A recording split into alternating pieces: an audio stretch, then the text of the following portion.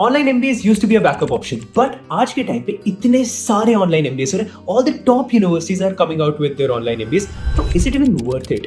The reality is कुछ online MBAs can make you salary 3 times. अगर आप 10 लाख कमाते थे 30 लाख ले जा सकते हैं, बट कुछ online MBAs are just online PDFs. मतलब आप लोगों को पीडीएफ आ जाती है एंड बोलते हैं कि खुद पढ़ लो। So what should you be deciding if you are planning to do that, and क्या पता होना चाहिए? In this video we gonna talk about that. पहली बात, अगर आपको लग रहा है online MBAs aren't big, online MBAs have already outnumbered traditional MBAs, but in US. अब ऐसा क्यों है? क्योंकि it is already a grown country and वहां पे लोगों के पास टाइम नहीं है to come out of their job and do an MBA full time, and more और less you will start seeing similar patterns being continued and followed on by other countries, especially Indians. So Indians also are going to move towards online MBAs because काम के साथ साथ they would want to learn managerial skills.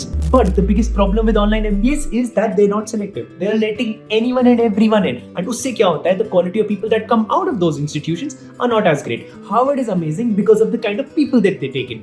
Oxford is amazing because of the kind of people they take in. वो already smart लोगों को लेते हैं, उन पे थोड़ा सा काम करते हैं and उनको आउटपुट देते हैं। तो as a result, the people that come out of Harvard and Oxford are amazing.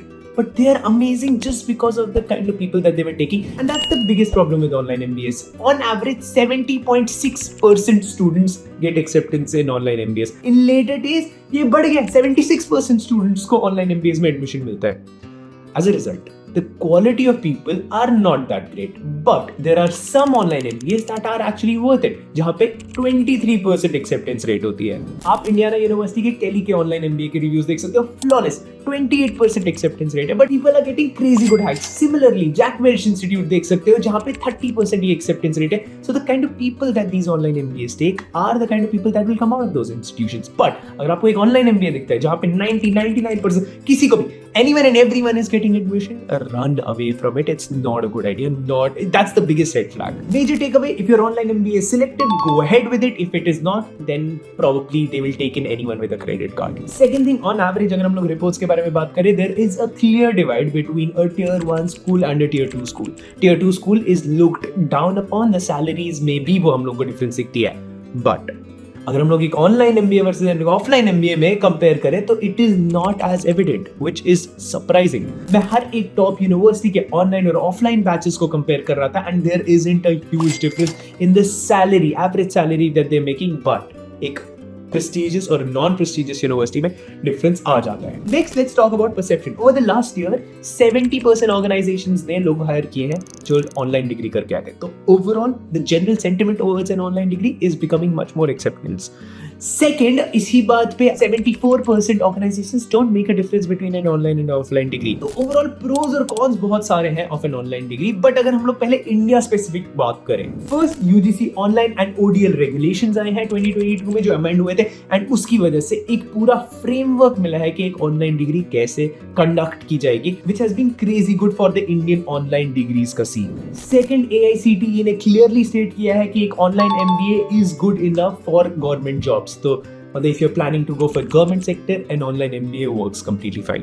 Third, UGC linked data says 170% growth हुई है for online MBAs for Indian students. Overall, अगर आप undergraduate, postgraduate या फिर कोई भी डिग्री करना चाहते हो तो you should definitely check out College Vidya because ये एक simple one platform रहेगा जहाँ पे you can compare all the options that you have. What I absolutely love about the platform is they will give you an expert counselor. वो आपको ये नहीं बोलेगा कि आपको ये चूज करना चाहिए, वो चूज करना चाहिए, आपको बताएगा कि आपके सामने 30 ऑप्शंस है या फिर 50 ऑप्शन, जितने भी ऑप्शंस है सारे उनके पास अवेलेबल है, and they will tell you कि आपको इसमें ये प्रो मिलेगा, इसमें ये प्रो मिलेगा, आप खुद चूज करो अपने लिए, बट आपके लिए क्या बेटर होगा, you will get to choose with someone guiding you all throughout. इसके अलावा ईएमआई ऑप्शन मिलेगा आपको, उसके अलावा they will also give you a career booster programme जो कि आइडियली 6999 का होता है, but for college with your people who join this completely free, उन लोगों के फ्री में मिलने वाला है उनको। एंड ओवरऑल आपको एक प्लेटफॉर्म मिलेगा जहां पे जॉब्स एंड इंटर्नशिप्स पोस्ट होती रहती है फ्रॉम डे 1, एंड ओवरऑल इसके अलावा you also get a chance to get 10,000 rupees subsidy. तो overall if you are anyhow thinking of doing an online degree from India, College Vidya should be your place where you compare all these degrees. किसको करनी चाहिए online degree versus किसको नहीं करनी चाहिए online degree,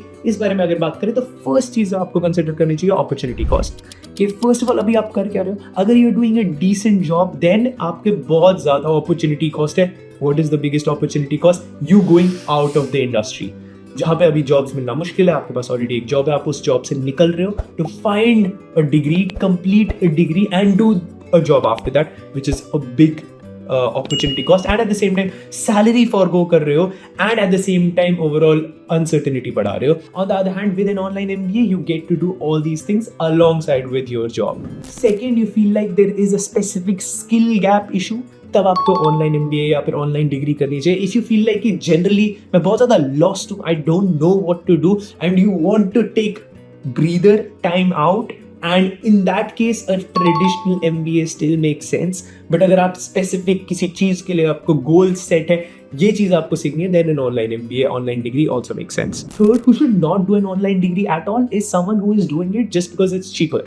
अगर आप इसी रीजन की वजह से करो कि यार ये मेरा पैसा कम खर्च होने वाला है, हमेशा याद रखो this your education you are talking about. Education is the most important factor in deciding आपका लाइफ कैसे रहने वाला है. एंड जस्ट बिकॉज वो सस्ता है इस वजह से कर रहे हो, क्रेडेंशियल एक ऐड हो जाएगा उससे कुछ नहीं मिलने वाला. आप एग्जैक्टली सीखने क्या वाले हो इज वेरी इंपॉर्टेंट. तो just if your reason is cheap है इसलिए करना चाहता हूँ, ऑनलाइन हो ऑफलाइन हो करो ही.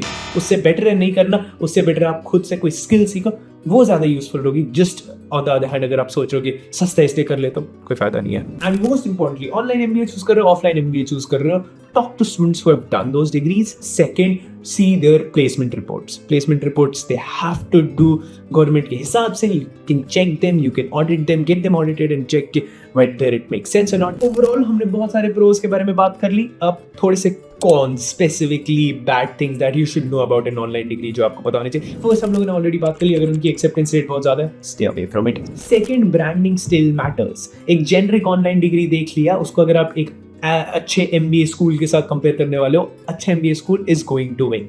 तो ये बहुत ही ज़्यादा सब्जेक्टिव आ जाता है कि what you are looking for, but overall एक offline school which has a good branding will win if you're comparing with an online MBA which is generic. But अगर आप एक ऑनलाइन MBA में अच्छा इंस्टीट्यूशन ढूंढ पाओगे, that can be the sweet spot.